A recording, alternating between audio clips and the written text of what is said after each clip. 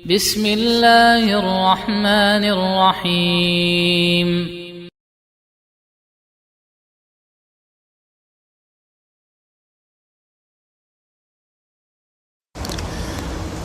Bismillahirrahmanirrahim. Assalamualaikum warahmatullahi wabarakatuh. Alhamdulillahi hamdan katsiran tayyiban mubarakan fih, mubarakan alaih, kama yuhibbu rabbuna wa yardah. Ashhadu an la ilaha illallah wahdahu la syarika lah, wa ashhadu anna Muhammadan abduhu wa rasuluh, sallallahu alaihi wa ala alihi wa sahabatihi ajma'in, wa man tabi'ahum bi ihsanin ila yaumiddin.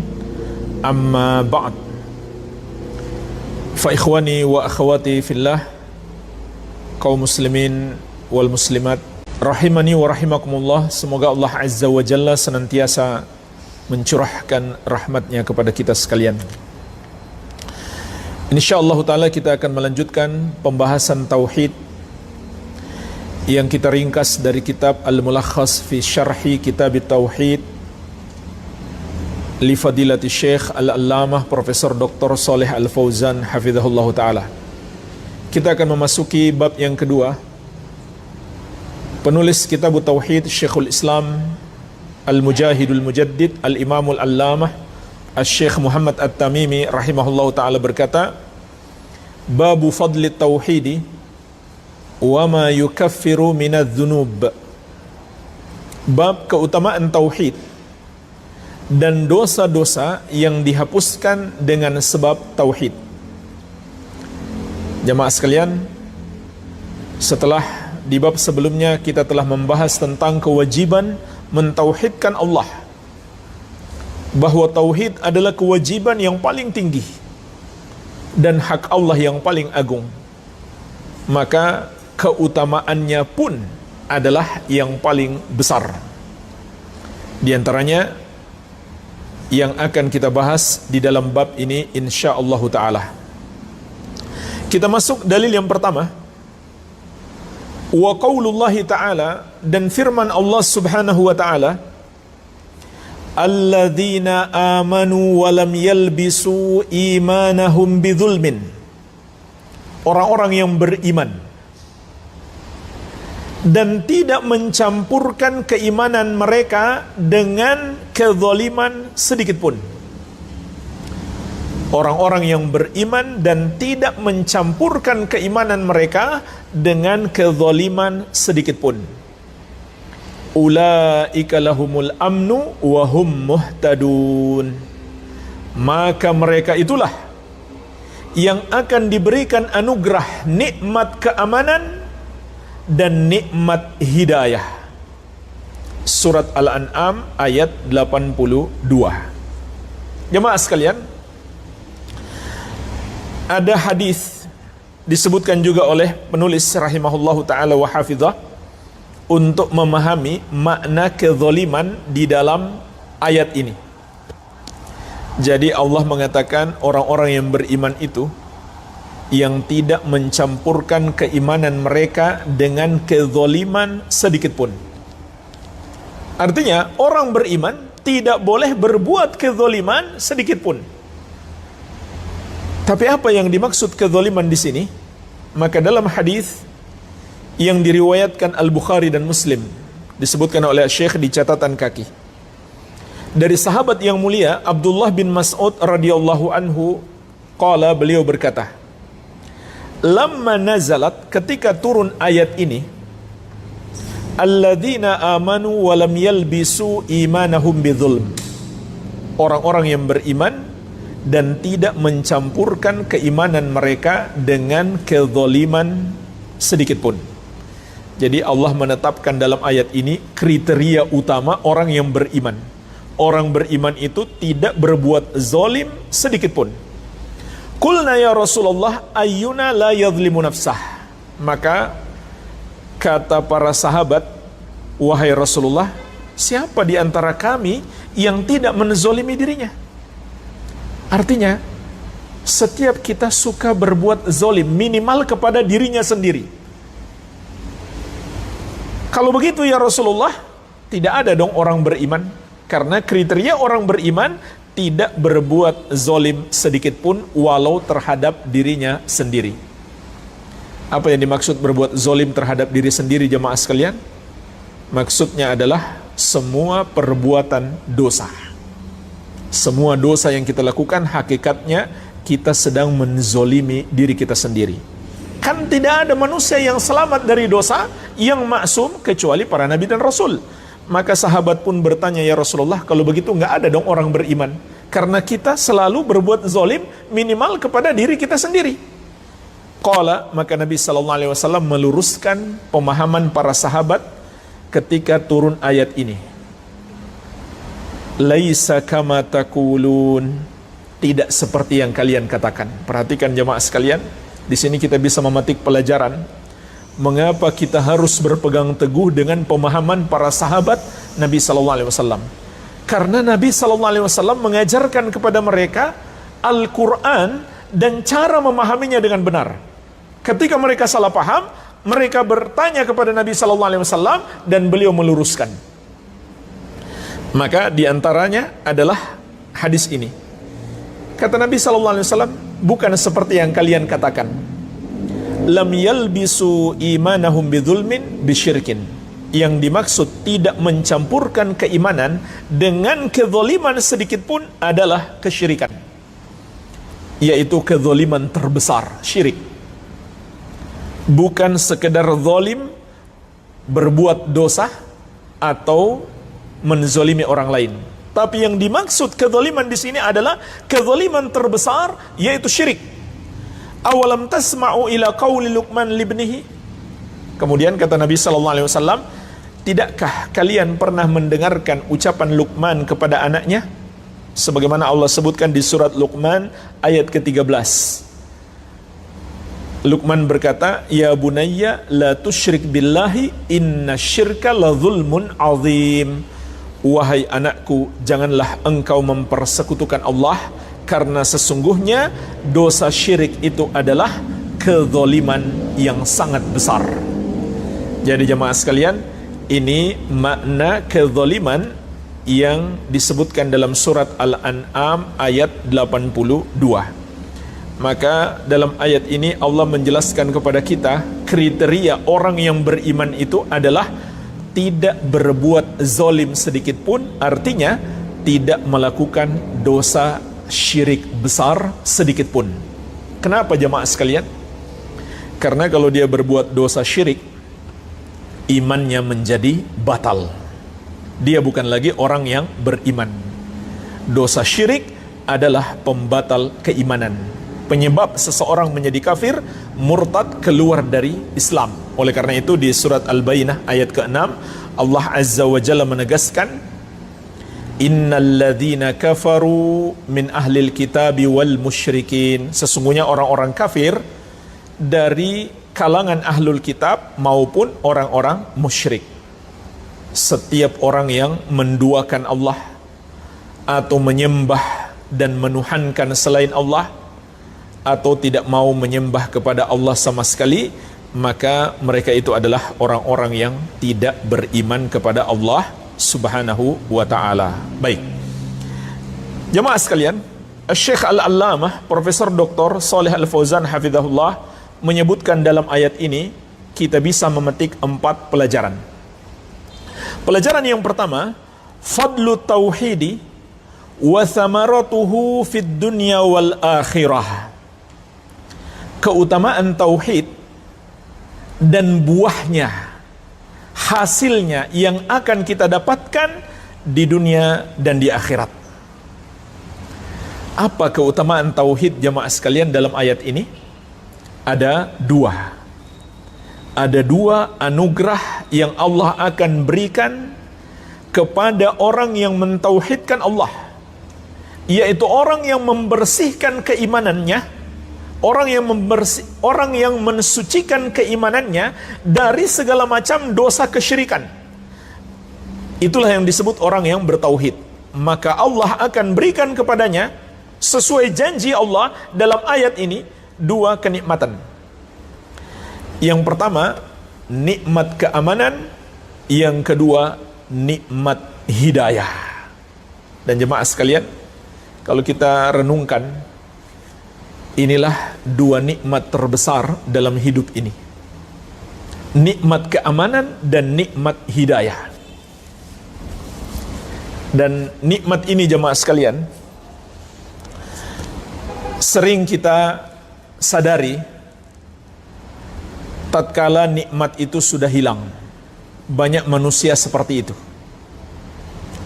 Pertama, nikmat keamanan. Ini luar biasa, nikmat yang sangat besar.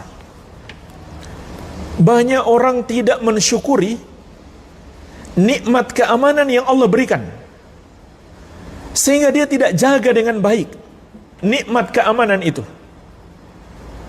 Kapan dia sadari bahwa keamanan adalah nikmat yang sangat besar? Tatkala nikmat itu sudah hilang. Jadi jemaah sekalian, jangan sampai seperti itu. Oleh karena itu, hendaklah kita ambil pelajaran dari negeri-negeri yang dulu aman, tentram, kemudian rusak nikmat keamanan, maka hancurlah negeri itu. Hidup masyarakatnya tidak lagi aman karena ada peperangan atau ada bencana alam dan lain sebagainya. Lihatlah berbagai negeri yang dulu nyaman, tentram, masyarakatnya beraktivitas tanpa ada rasa takut, bekerja, belajar, dan lain sebagainya. Tapi yang terjadi hari ini, hancur negeri mereka. Gedung-gedung hancur, sekolah-sekolah hancur, masjid-masjid pun hancur akibat peperangan. Paling banyak yang terjadi peperangan antara masyarakat dengan pemerintah. Makanya jemaah sekalian, dari sini kita pahami hikmahnya mengapa syariat melarang kita melawan pemerintah muslim walaupun zalim, demi menjaga nikmat keamanan. Karena adanya pemerintah yang zalim itu sebuah mudarat. Tapi kalau hilang nikmat keamanan, mudaratnya jauh lebih besar. Ya, kita sebenarnya seluruh dunia hari ini merasakan baru hilang sedikit nikmat keamanan karena adanya wabah COVID-19. Luar biasa kita rasakan. Sulit kita beraktivitas, serba terbatas. Ini kita rasakan jemaah sekalian. Bagaimana lagi kalau ada semacam perang, ada semacam bunuh-bunuhan, ada peluru, ada bom yang meledak di sekitar kita. Itu lebih dahsyat lagi tentunya. Langsung mengancam nyawa kita. Ini saja sudah subhanallah, ratusan ribu orang wafat, mungkin jutaan kalau dihitung seluruh dunia. Maka jemaah sekalian, nikmat keamanan itu nikmat yang besar. Jangan sampai kita sadari nikmat itu ketika dia sudah tidak ada. Jangan sampai kita baru mau bersyukur ketika nikmat itu sudah tidak ada. Makanya Nabi SAW mengingatkan, di antaranya dalam sebuah hadis yang diriwayatkan oleh Imam At-Tirmidzi dari sahabat yang mulia Ubaidullah bin Mihsan Al-Ansari radhiyallahu anhu. Rasulullah sallallahu alaihi wasallam mengatakan, "Man asbaha minkum aminan fi sirbi, mu'afan fi jasadihi, indahu qutu yaumihi, faka'annama hizat lahud dunya." Barang siapa di antara kalian yang memasuki waktu pagi dalam keadaan aman bersama keluarganya di rumahnya, jasadnya pun sehat, dan dia memiliki makanan paling tidak untuk hari itu saja, maka seakan dunia seluruhnya adalah milik dia. Perhatikan jemaah sekalian, Nabi SAW ingin menekankan kepada kita betapa besarnya nikmat keamanan ini. Kalau seseorang dianugerahkan nikmat aman, sehat fisiknya maupun psikisnya, dia punya makanan paling tidak untuk hari itu saja, maka kata Nabi SAW, seakan dia telah memiliki seluruh kenikmatan dunia. Ini menunjukkan kepada kita besarnya nikmat keamanan. Oleh karena itu harus kita syukuri nikmat keamanan yang Allah berikan kepada kita, dan harus kita jaga jangan sampai hilang. Jamaah sekalian, bukan hal yang mustahil suatu negeri yang dulu aman tentram kemudian hancur berantakan. Apakah karena peperangan di antara mereka, ataukah karena musibah? Jamaah sekalian, kita dulu nggak pernah membayangkan ada pandemi seperti hari ini. Tak terbayang dalam benak kita dunia sampai seperti ini. Tapi hari ini terjadi. Jadi ini sesuatu yang mungkin saja terjadi, dan itu fakta. Negeri-negeri yang dulunya aman tentram menjadi hancur berantakan. Perang, kehancuran, dan berbagai macam musibah dan malapetaka menimpa mereka. Terutama aktivitas ibadah juga terganggu, aktivitas menuntut ilmu juga terganggu. Jemaah sekalian, pernah saya dapatkan video anak-anak Suriah dites, disuruh menghafal surat Al-Ikhlas, Qul huwallahu ahad sampai selesai. Ada beberapa orang anak umur sudah sekitar 9-10 tahun tidak ada yang hafal. Subhanallah. Kenapa? Karena sekolahnya hancur, dia nggak belajar, dia hidup di pengungsian, berpindah-pindah dari satu pengungsian ke pengungsian yang lain. Walhamdulillah, walaupun masa pandemi seperti ini, kita masih bisa belajar walaupun dengan cara online. Ini kita syukuri. Kalau betul-betul hilang nikmat keamanan, belajar pun susah. Sekolah-sekolah pun hancur. Jadi luar biasa dampak kalau hilang nikmat keamanan ini. Maka jemaah sekalian ketahuilah, Allah Azza wa Jalla mengajarkan kepada kita sebab utama untuk menggapai nikmat keamanan atau memelihara dan melanggengkan nikmat keamanan adalah tauhid.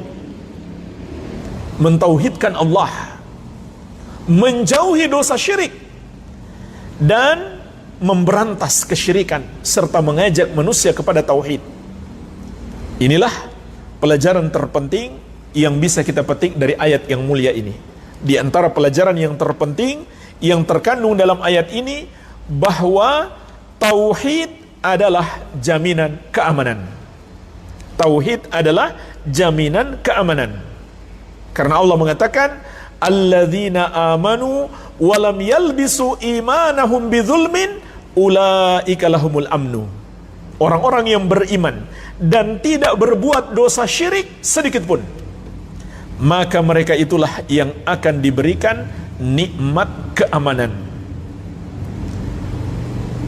Kalau kita sempurnakan tauhid kita dengan ittiba, dengan meneladani Rasulullah sallallahu alaihi wasallam, dan menjauhi semua perbuatan dosa walaupun bukan dosa syirik, maka nikmat keamanan bagi kita pun Allah akan sempurnakan.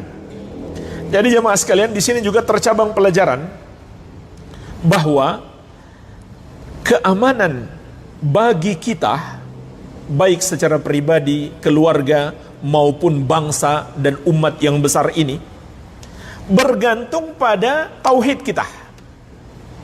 Kalau kita sempurnakan tauhid, maka nikmat keamanan pun akan Allah sempurnakan.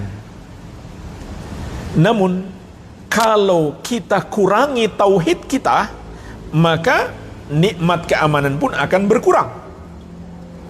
Dan kalau hilang tauhid kita sama sekali, tidak ada jaminan keamanan sedikit pun di dunia, dan lebih berbahaya adalah di akhirat. Jadi jemaah sekalian, orang beriman itu fikiran utamanya, yang dia fikirkan yang paling utama bukan keamanan di dunia, tapi keamanan di akhirat. Keamanan di akhirat. Maka ayat ini juga bermakna orang yang mentauhidkan Allah, dia dijamin mendapatkan keamanan di akhirat, bukan hanya di dunia. Di akhirat itu yang lebih penting, yaitu aman dari azab kubur, aman dari azab dan kerasnya hari kebangkitan padang mahsyar, kemudian aman dari api neraka. Jadi azab itu ada 4 bentuk secara garis besarnya. Pertama, azab di dunia. Kedua, azab di alam kubur. Ketiga, azab di padang mahsyar yang lamanya seperti 50.000 tahun di dunia. Kemudian na'udzubillah, yang terbesar azab neraka. Maka jika seorang mentauhidkan Allah, dia telah mendapatkan jaminan keamanan. Tapi jemaah sekalian, kalau dia kurangi tauhidnya, jaminan keamanannya pun berkurang. Kalau dia sempurnakan tauhidnya, maka sempurna pula jaminan keamanan. Kalau tauhidnya hilang, maka tidak ada jaminan keamanan terhadapnya. Ini makna yang terkandung di dalam ayat ini. Pertanyaannya jemaah sekalian, bagaimana seseorang itu menyempurnakan tauhidnya? Dengan ittiba kepada Rasulullah sallallahu alaihi wa ala alihi wasallam dalam setiap sisi kehidupannya, terutama dalam akidah, kemudian dalam ibadah, kemudian dalam akhlak, bagaimana bergaul dengan manusia. Kalau kita berusaha menjadikan Nabi kita yang mulia sallallahu alaihi wasallam sebagai teladan kita, maka amal kita menjadi amal soleh dan tauhid kita menjadi sempurna. Dengan begitu, nikmat keamanan yang Allah akan berikan kepada kita pun sempurna. Iya. Sebagaimana juga Allah sebutkan di dalam surat An-Nur ayat ke-55. Wa'adallahu alladhina amanu minkum wa amilus salihat.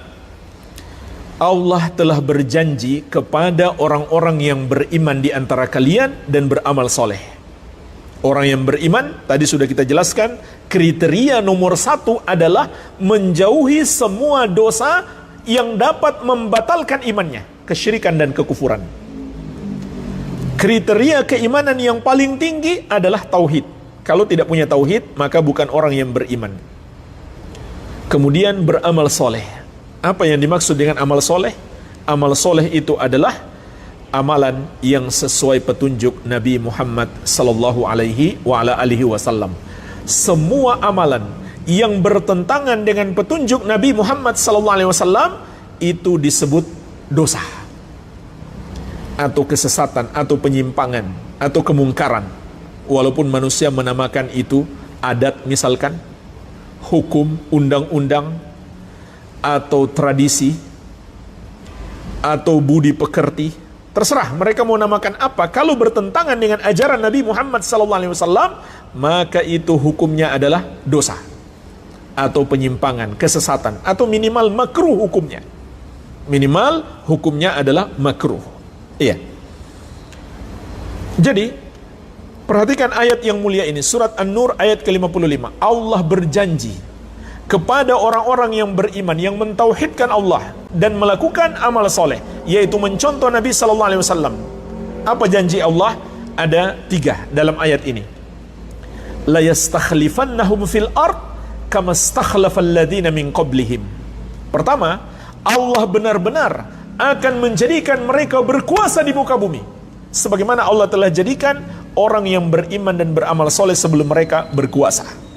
Jadi ayat ini menerangkan kepada kita perjuangan dan dakwah Islam bukan untuk merebut kekuasaan, apalagi melengsarkan pemerintah yang sedang berkuasa. Itu dilarang keras dalam syariat. Tapi kekuasaan itu adalah hadiah, anugerah dari Allah. Allah akan berikan kepada kita kalau kita telah menegakkan iman dan amal soleh. Perhatikan ayat yang mulia ini.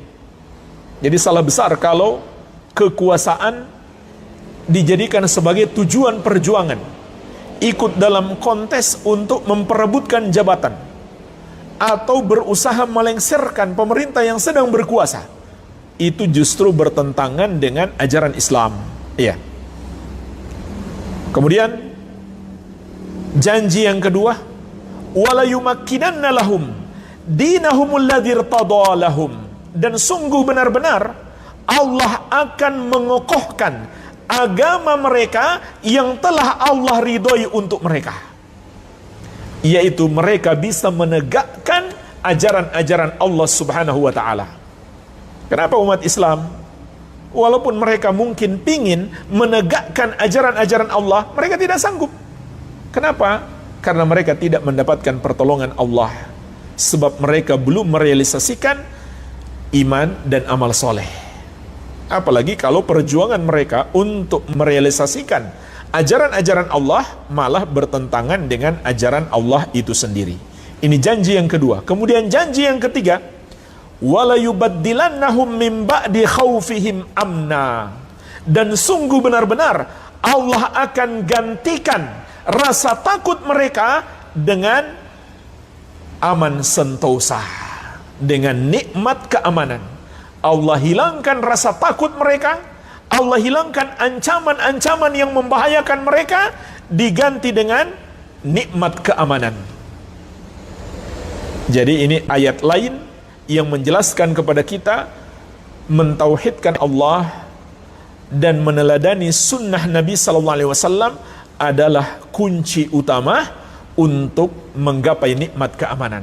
Makanya ahlu sunnah itu fokus pada dakwah, tauhid dan sunnah. Nggak sibuk dengan urusan-urusan politik, nggak sibuk dengan berita-berita yang nggak jelas. Ini diantara dakwah ahli sunnah, supaya negeri itu aman, supaya umat dan bangsa dianugerahkan nikmat keamanan. Kita realisasikan tauhid dan sunnah, dan kita tegakkan pada keluarga kita, dan kita ajak manusia kepadanya. Ini kunci utama. Walaupun mungkin jemaah sekalian, yang bisa merasakan itu secara lebih baik adalah anak keturunan kita. Bukan kita, tapi anak keturunan kita. Ketika Nabi SAW wafat, ajaran Islam semakin tersebar luas. Karena Nabi SAW telah meletakkan dasar-dasar pokok-pokok tauhid dan ajaran yang benar semasa beliau hidup. Tapi berkembang semakin luas justru setelah beliau wafat.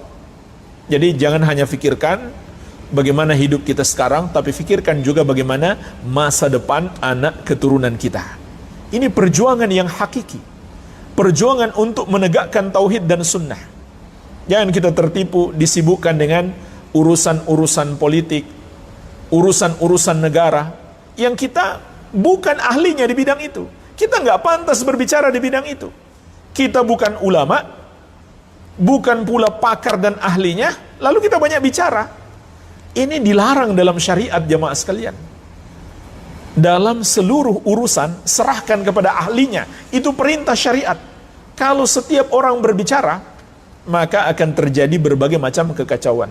Dan Nabi SAW menjuluki orang yang tidak mendalami ilmu agama atau bukan ahli di bidangnya, lalu dia berbicara tentang itu sebagai ruwaibidah, orang kerdil yang hina.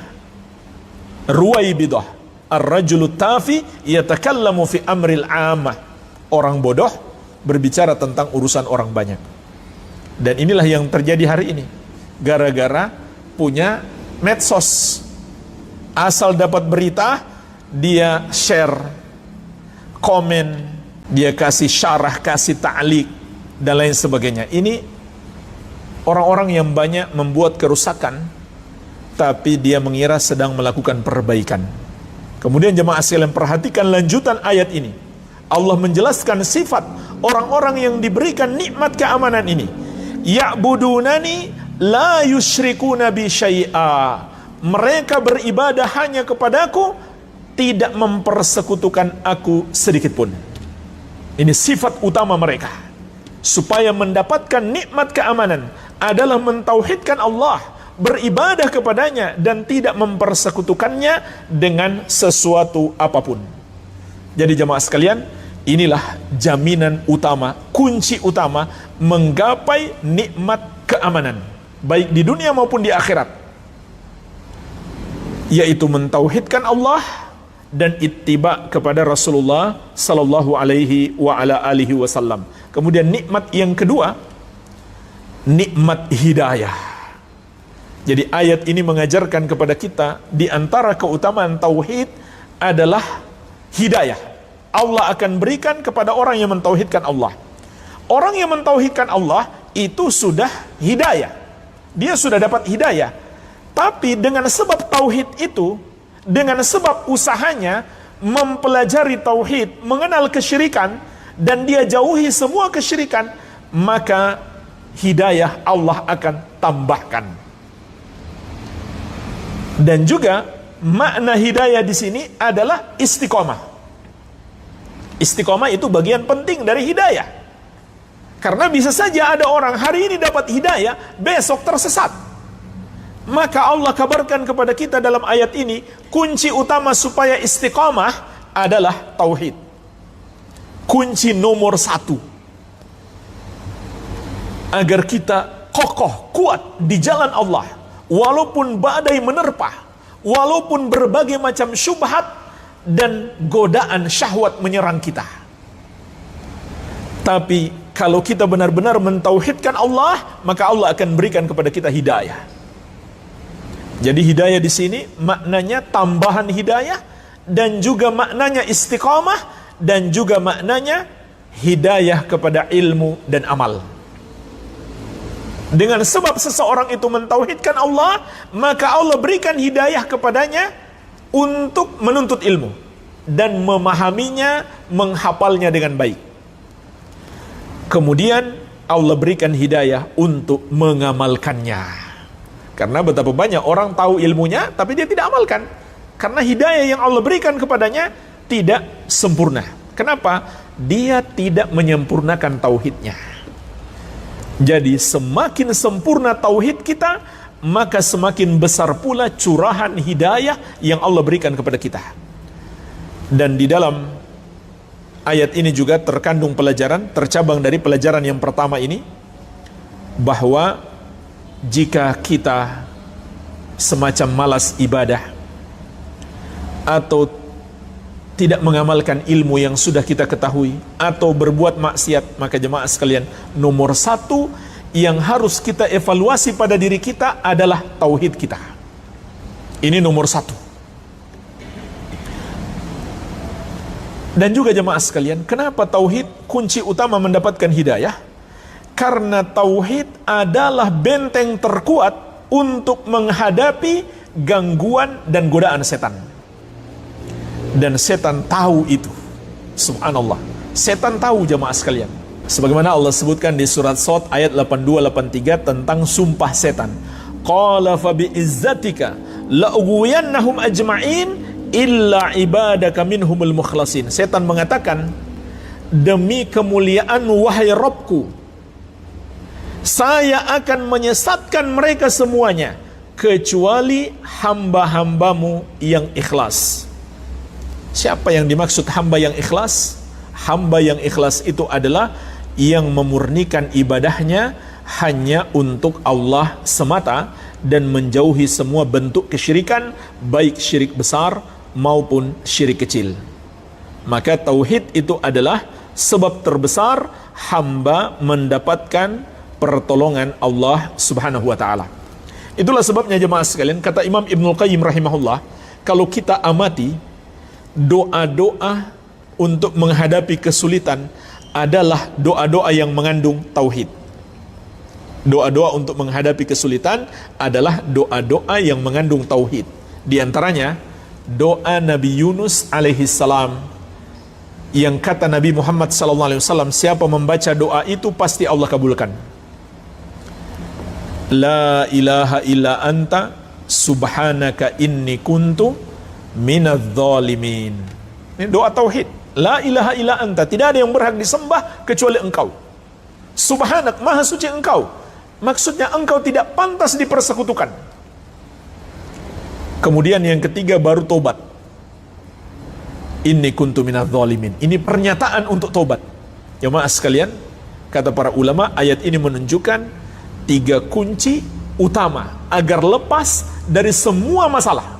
Pertama, tauhid yang terkandung dalam la ilaha illa anta.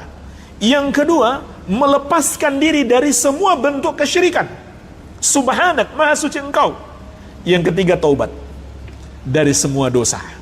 Iya, ini 3 kunci utama menghadapi berbagai macam persoalan-persoalan berat dan bahaya yang mengancam kita. Baik, ini jemaah sekalian, pelajaran yang pertama tentang keutamaan tauhid dan buahnya, hasilnya di dunia dan di akhirat. Yang kedua, anna syirka zulmun mubtilun lil imani billah in kana akbar. Bahwasannya syirik itu adalah kezaliman yang menghapuskan keimanan kepada Allah apabila itu syirik besar. Au mungkisun lahu in kana asghar, atau mengurangi keimanan kepada Allah apabila itu syirik kecil. Jadi jemaah sekalian, apabila tauhid itu adalah kunci utama dalam keimanan, maka sebaliknya syirik itu ada 2 macam.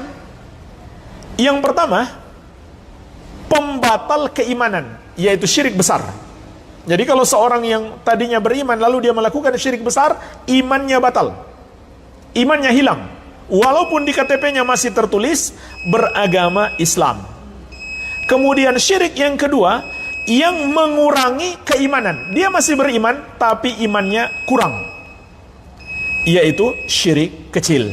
Maka dalam kitab ini penulis rahimahullah akan memberikan banyak contoh kepada kita apa saja yang masuk kategori syirik besar dan syirik kecil.